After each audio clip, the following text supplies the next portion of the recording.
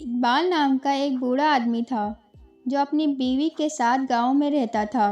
اقبال کا بیٹا شہر میں رہتا تھا۔ اقبال اپنے بیٹے سے ملنا چاہتا تھا، اس لیے اس نے اپنے بیٹے سے ملنے شہر جانے کا فیصلہ کیا۔ وہ اپنے بیٹے کو دیکھنے کے لیے بہت پرجوش تھا، لیکن بدقسمتی سے دروازہ کسی اور نے کھولا۔ اقبال نے اپنے بیٹے کے بارے میں پوچھا تو معلوم ہوا کہ اس کا بیٹا اس گھر سے کہیں اور شفٹ ہو گیا ہے اور اب دوسری جگہ پر رہ رہا ہے۔ اسے مایوسی محسوس ہوئی۔ اس نے کچھ دیر سوچا اور پھر پڑوسیوں کے پاس گیا، جہاں سے اسے اپنے بیٹے کا دفتر کا پتہ ملا۔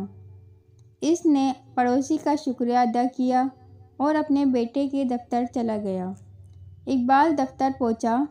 وہاں ریسیپشنسٹ نے فون کیا اور اسے اپنے والد کے آنے کے بارے میں بتایا۔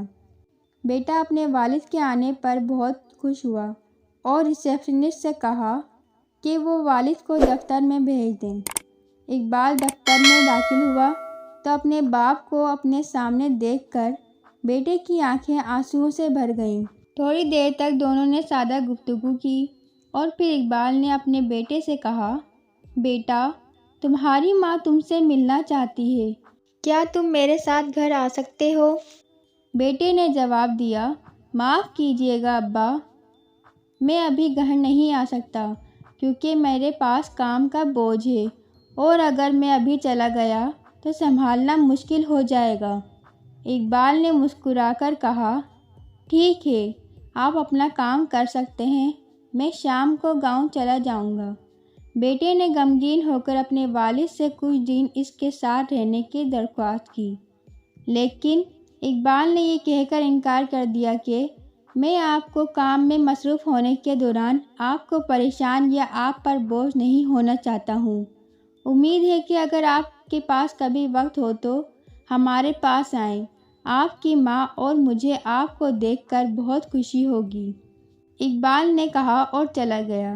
کچھ دنوں کے بعد بیٹا اپنے کام سے فارغ ہوا اور اپنے باپ کے آنے کا سوچا۔ وہ پریشان ہو گیا اور اس وقت اپنے والد کو تنہا چھوڑنے کے لیے مجرم محسوس ہوا۔ چنانچہ وہ اپنے دفتر سے چھٹی لے کر اپنے والدین سے ملنے اپنے گاؤں چلا گیا، لیکن وہ یہ دیکھ کر حیران رہ گیا کہ اس کے والدین گھر پر نہیں تھے۔ جب اس نے والدین کے بارے میں دریافت کیا تو یہ جان کر حیران رہ گیا کہ اس کے والدین وہ جگہ چھوڑ کر اب دوسری جگہ شفٹ ہو گئے ہیں۔ بیٹے نے پڑوسی سے پتہ لیا اور وہاں پہنچ گیا۔ بیٹے نے دیکھا کہ وہ جگہ قبرستان ہے۔ اس کی آنکھیں آنسوؤں سے بھر گئیں اور وہ دھیرے دھیرے اس جگہ کی طرف چل دیا۔